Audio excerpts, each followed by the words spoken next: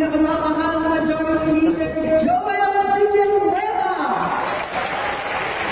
At ang ating vision na nagtitikaga ko minamahal na Brother Eddie Villanueva.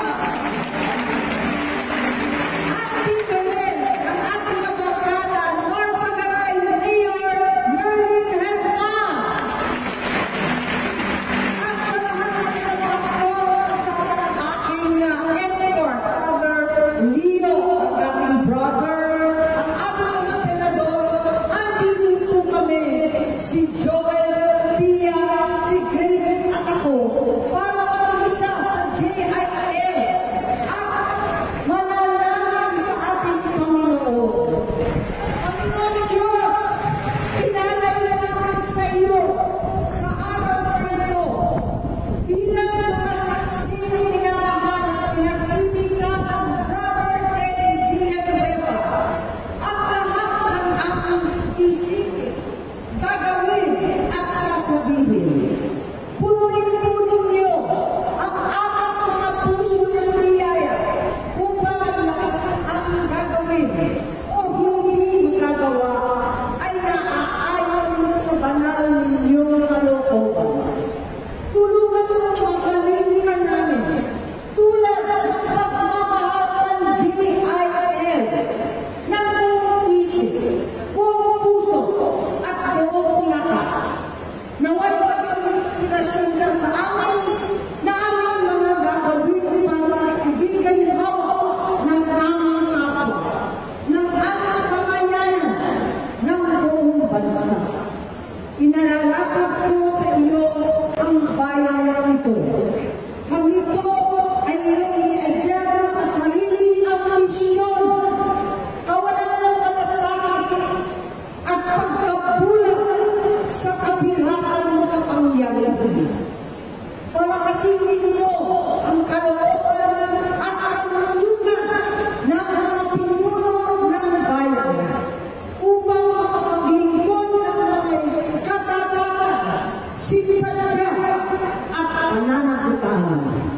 Paspasan niyo ng katapangan ang mga kapwa ng senador, lalo higit ang aming majority leader, Joel Villanueva, upang manindigan para sa aming institusyon, ang ating konstitusyon at ang mandato ng taong bayan.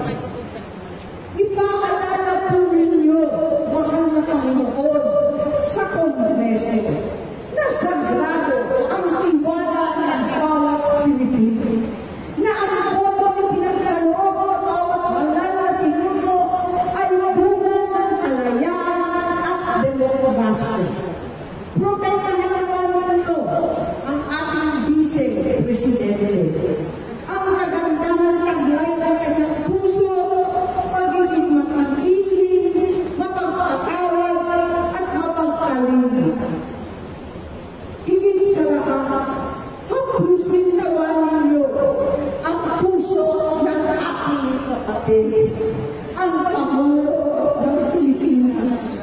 Buksan po ninyo ang kanyang mga mata at bigyan niyo siya ng kaliwanagan at pag-iisip. Gisingin niyo po siya at ilayo sa mga pinunong nakapaligid sa palasyo.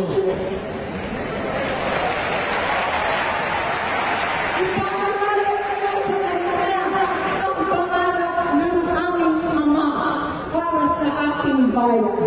Maging kamay, sana ang kasaysayan humubog sa aming pamilya. Napakinggan na ang sumaw ng nakakarami. Huwag pupunin ang mga nagtiwala. Huwag sayangin ang pagkakataon. Huwag ipagpala ng bayan sa mga sakit at uhaw sa posisyon. At sa bawat araw ng pagtutunan, laging ihuli ang anuman pansarili. Bigyan niyo po ng nakasaloob ang mga Pilipinong hinahanap ng kasalukuyan. Manal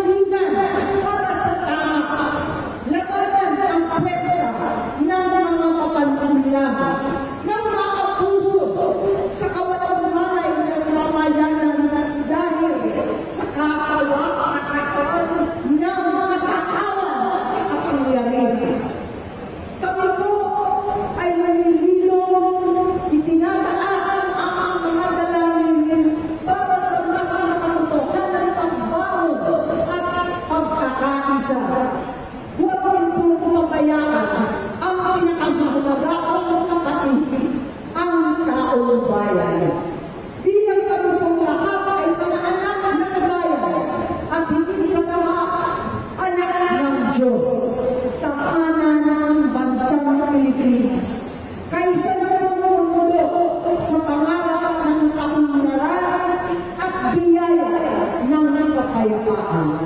Amen.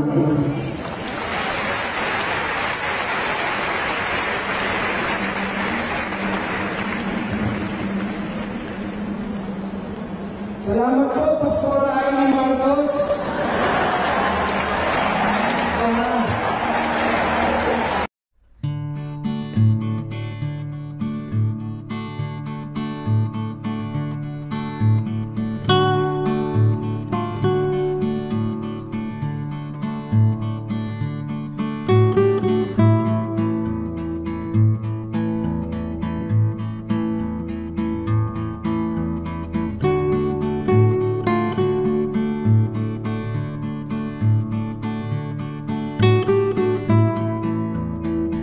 Ayaw, laki sa layaw, Petros. Isa pa, laki sa layaw, Bangas. Laki sa layaw, Bangas.